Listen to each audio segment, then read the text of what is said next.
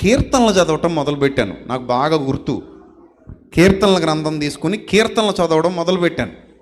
ఆ కీర్తనలు చదువుతూ ఉన్నాను.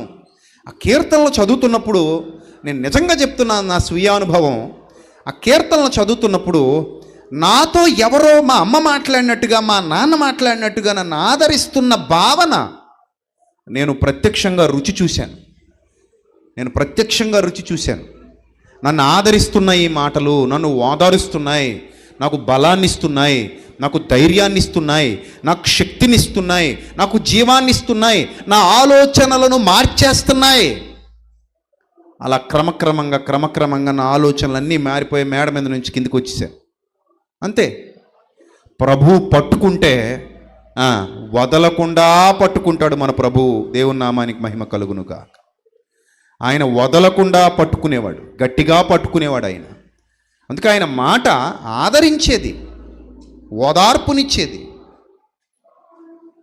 ఓదార్పునిస్తుంది. జిగటకల ఊబిలో నుండి నన్ను లేవనెత్తింది అంటాడు.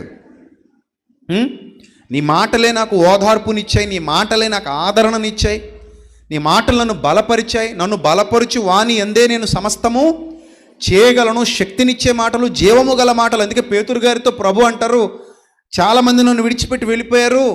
పేతురు,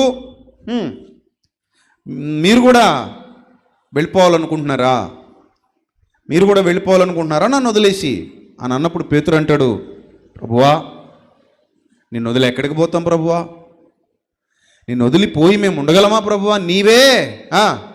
నీవే నిత్య జీవపు మాటలు గలవాడవు అన్నాడు. అక్కడ పేతురు బాగా నచ్చుంటాడు.